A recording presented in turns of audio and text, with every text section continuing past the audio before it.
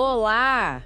Que bom ter vocês conosco. Nós somos uma IA desenvolvida pelo site Ponto Geek. Curadoria de conteúdo humana por Gordo Geek. Eu sou o Eduardo. E eu sou a Jéssica. Nesse canal, a gente investiga histórias de empresas que interessam ao universo geek, ligadas à tecnologia, ciência, espaço e muito mais. Vamos conosco em mais essa exploração. Descobrir que lições importantes a gente extrai hoje. Sabe aquelas fotos que a gente posta online? Redes sociais, blogs, tudo mais? Agora imagina bilhões dessas fotos, de todo mundo, juntas num banco de dados imenso para reconhecimento facial. Essa é a promessa ou talvez o grande problema da Clearview IA. A gente recebeu material bem completo sobre eles, um dossiê mesmo, e hoje a gente vai começar a mergulhar nisso para entender como essa empresa funciona e por que ela gera tanta polêmica. Para começar, qual é a origem disso tudo? Como surgiu essa tecnologia? Olha, a Clearview AI surgiu ali por 2017, né? Eles desenvolveram um sistema de reconhecimento facial que se alimenta, assim, de um volume absurdo de imagens que eles coletam da internet pública. A ideia original era vender para todo mundo, tipo empresas, governos, mas aí eles esbarraram em questões legais lá nos Estados Unidos e isso acabou limitando as vendas por lá. Hoje, nos Estados Unidos, vendem basicamente para órgãos do governo e polícia. Interessante essa restrição logo de cara. E quem está por trás disso? Quem são os nomes? O material que a gente tem cita os fundadores: Rowan Tontat, Charles Johnson, Richard Schwartz, que vieram de outra empresa antes, né? Mas o que chama mesmo a atenção, e está bem detalhado aqui, são as conexões de financiamento e liderança. Nomes como Peter Thiel, por exemplo. Ele é um investidor bem conhecido, com posições políticas mais à direita. E depois outras figuras, tipo Hal Lambert e o próprio Richard Schwartz de novo. O material menciona laços financeiros com o universo conservador, falam até num MAGA ETF, que é um fundo ligado àquela agenda Make America Great Again, e também conexões políticas, tipo um deles foi assessor do Rudy Giuliani. Isso não soa como coincidência, né? Parece uma estratégia desde o começo. Exato. E o fascinante aqui, que o dossiê explora bem, é como a estrutura toda da empresa parece desenhada para construir pontes com o governo, com o setor de segurança. Eles têm até um conselho consultivo, sabe? Com gente de peso, ex-autoridades tipo Raymond Kelly, que foi chefe da polícia de Nova York. Tudo isso sugere, sim, uma estratégia para alinhar a empresa com certas visões sobre vigilância e segurança. E, claro, levanta perguntas sérias sobre a neutralidade da tecnologia, né? Especialmente quando a gente lembra de relatos que o material também menciona sobre discussões iniciais dos fundadores que talvez envolvessem usar a tecnologia contra grupos específicos, como imigrantes. Embora hoje a empresa negue publicamente que essa seja a intenção, né? Mas a dúvida fica. Entendi. Essa parte da estratégia corporativa e das conexões é bem clara. Mas e a tecnologia em si? Como eles conseguem juntar bilhões de fotos? De onde vem tudo isso? A técnica se chama raspagem ou scraping, em inglês. Basicamente, eles varrem a internet pública, redes sociais, sites de notícias, blogs, qualquer site que tenha fotos de pessoas publicamente acessíveis. Eles coletam tudo. E o ponto crucial, isso é feito sem pedir permissão. Nem para as plataformas tipo Facebook ou Instagram, nem para as pessoas que estão nas fotos. Ninguém autorizou. Com essas imagens todas, eles criam o que chamam de face prints. São tipo mapas biométricos únicos do rosto de cada pessoa. Uma identidade facial digital. Bilhões de imagens. Coletadas assim, sem ninguém saber ou concordar. E o número exato e o material que a gente leu aponta que tem uma confusão aí, né? Ninguém sabe ao certo quantas são. Pois é, e essa falta de transparência é um dos maiores problemas, uma crítica constante. Os números que a própria Clearview divulgam variam demais. Lá em 2021 falavam em 10 bilhões de imagens, mas aí, mais recentemente, surgiram alegações de que já passa de 60 bilhões. Essa variação enorme dificulta muito a gente entender o tamanho real desse banco de dados, sabe? E, consequentemente, os riscos envolvidos e a responsabilidade da empresa. Porque, pensa bem, 60 bilhões de imagens é um número quase inconcebível. É gigantesco. E para se defender, eles dizem que a tecnologia é super precisa, mais de 99%. Chegam a citar a validação do NIST, que é uma referência importante, né? Isso parece forte como argumento. O Instituto Nacional de Padrões e Tecnologia dos Estados Unidos é sim uma referência, e eles validaram essa precisão em testes bem específicos. Testes do tipo 1 para 1, ou seja, comparar uma foto específica com outra foto específica para ver se é a mesma pessoa. Só que a Clearview não se submeteu ao teste do NIST que realmente simularia o uso principal deles, pegar um rosto desconhecido e tentar achar ele no meio daquele banco de dados massivo. É o teste 1 para muitos. Esse eles não fizeram lá. Os testes internos que a empresa divulga usaram amostras que, segundo críticos, não são representativas da população toda. Quer dizer que a precisão que eles anunciam talvez não se aplique na prática no uso real da ferramenta. Exatamente. Pode ser bem diferente. Eles mesmos admitem, por exemplo, que usam ferramentas para melhorar imagens ruins, tipo tirar borrão, até remover máscara digitalmente.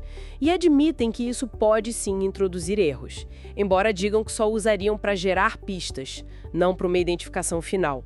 Mas já existem casos documentados de identificações erradas que causaram problemas bem sérios para pessoas inocentes. A Clearview geralmente culpa mais práticas policiais nesses casos, mas a questão da precisão real da ferramenta continua. E pensa só, mesmo que fosse 99% de precisão, num universo de 60 bilhões de imagens, esse 1% de erro significa milhões de possíveis falsos positivos. É assustador pensar nisso. E como eles orientam a polícia a usar, então, para tentar evitar esses erros? O final de identificar ou prender alguém é sempre de um agente humano, não do algoritmo, e que exigem dados do caso para poder auditar o uso. Só que muitos críticos e até órgãos reguladores, como aconteceu no Canadá, por exemplo, olham para a coisa toda, a coleta massiva, a capacidade de identificar qualquer um, e classificam isso como vigilância em massa. Ponto. Independentemente do uso que a empresa diz que deve ser feito, essa tensão entre o discurso da empresa e o poder real da tecnologia é o centro de toda a controvérsia. Certo, então, resumindo essa nossa primeira análise aqui, temos uma empresa com uma tecnologia de reconhecimento facial extremamente poderosa, construída em cima de um banco de dados gigantesco, formado por fotos pegas sem autorização da internet, com alegações de precisão que, na prática, são bem questionáveis, e tudo isso dentro de uma estrutura empresarial com conexões políticas e financeiras muito marcadas. É esse o quadro inicial. Perfeito, é exatamente esse o cenário.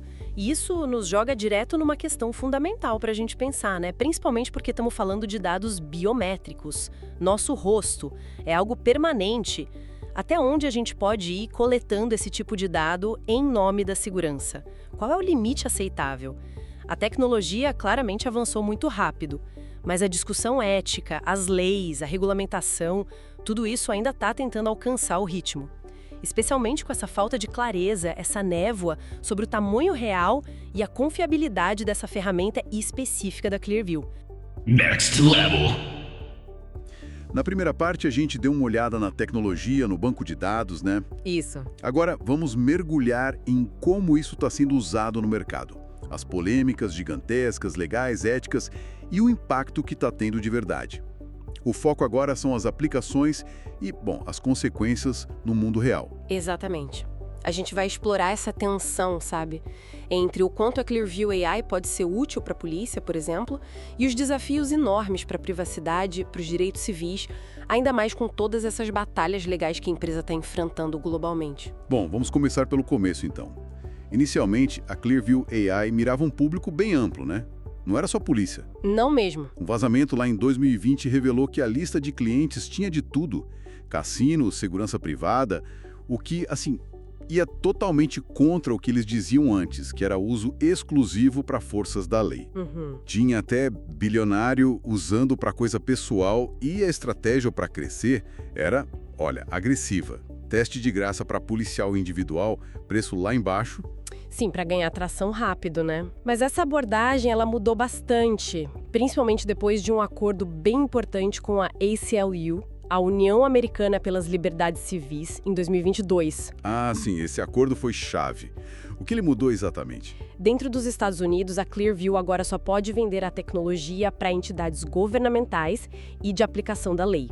Ponto. Entendi. A lista de clientes hoje inclui órgãos pesados, tipo o DHS, que é a Segurança Interna, o Serviço Secreto, Força Aérea, a Polícia de Nova York, e um cliente bem notável é a ICE. A ICE, a Agência de Imigração. Isso, Agência de Imigração e Alfândega. E os contratos com eles têm crescido, viu? O que é interessante. Interessante porque, como a gente leu, isso meio que se alinha com as ideias lá do começo dos fundadores de usar a tecnologia especificamente contra imigrantes, né? Exatamente. Isso joga uma luz complexa sobre o uso da ferramenta. Enquanto isso, fora dos Estados Unidos, eles parecem estar tentando diversificar de novo.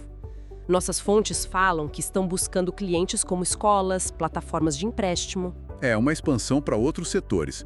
Mas o centro de toda a controvérsia, o ponto nevrálgico mesmo, é como eles montaram aquele banco de dados gigantesco, né? Sem dúvida. A raspagem... Essa raspagem de bilhões de fotos da internet, Facebook, Instagram, LinkedIn, tudo, sem pedir licença para ninguém. Isso que gerou as acusações de vigilância em massa. Autoridades do Canadá usaram esse termo, inclusive. Pois é, e a coleta das face prints, que são basicamente a nossa impressão digital do rosto. Um dado biométrico único e imutável. Isso é visto como uma violação fundamental da privacidade. Porque uma vez que coletam, já era, né? Não tem como mudar seu rosto. Exato. E isso cria riscos bem específicos, principalmente para comunidades que já são mais vulneráveis. Nos Estados Unidos, o maior desafio legal veio de Illinois, por causa de uma lei estadual chamada BIPA. BIPA. E o que ela disse? Ela é bem rigorosa. Exige consentimento explícito bem claro para coletar ou usar dados biométricos. E mais, permite que qualquer cidadão processe a empresa diretamente se houver violação e as multas podem ser bem altas. Ah, então foi isso que levou àquele acordo que você mencionou. Foi. E foi um acordo que muita gente chamou de não ortodoxo, para dizer o mínimo. Não ortodoxo por quê? Pagaram um pouco? Não foi dinheiro vivo, essa é a questão. O valor era quase 52 milhões de dólares. Mas a Clearview concordou em pagar isso, dando aos queixosos, as pessoas que processaram, o equivalente a 23% de participação acionária na empresa. Uau! Então as pessoas que processaram viraram sócias da Clearview. Basicamente. Mas esse valor só aparece mesmo se a Clearview um dia abrir capital na bolsa, fizer um IPO ou se for vendida para outra empresa, ou seja... Ou seja, o acordo fez com que o interesse financeiro das pessoas prejudicadas ficasse alinhado com o sucesso futuro da própria Clearview. Que coisa. Exatamente, uma situação bem peculiar, e isso foi aprovado mesmo com a objeção de mais de 20 estados americanos, viu? Além disso, esse mesmo acordo proibiu a Clearview de vender para qualquer entidade privada dentro dos Estados Unidos, só o governo. Entendi a complicação nos Estados Unidos. E fora?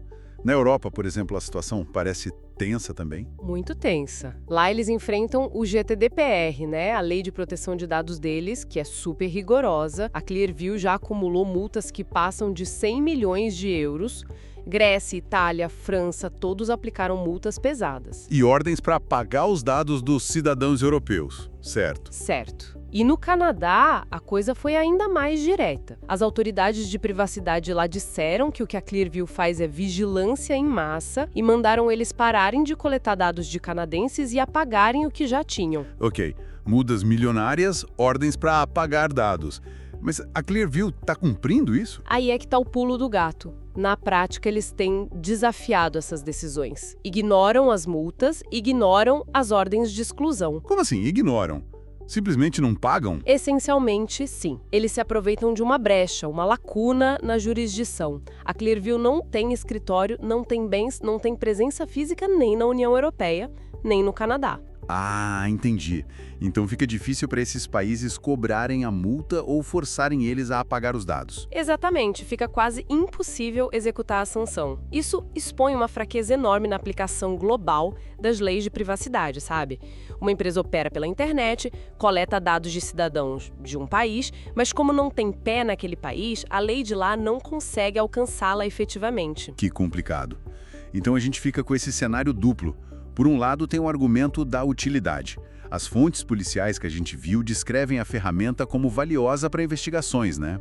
Principalmente quando a única pista é um rosto desconhecido numa foto ou num vídeo.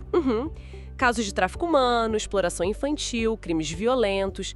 Há relatos de que a ferramenta ajudou a gerar pistas importantes a identificar suspeitos ou vítimas. Mas, por outro lado, tem esse método de coleta, massivo, sem consentimento, que é visto como uma ameaça profunda à privacidade, aos direitos civis. É o medo que os críticos levantam de que nossas imagens estejam sendo armazenadas para um uso futuro que a gente nem imagina, talvez contra nós mesmos. Exato. E a trajetória da Clearview, com todas essas batalhas legais, acabou expondo essas falhas bem sérias na governança global de dados.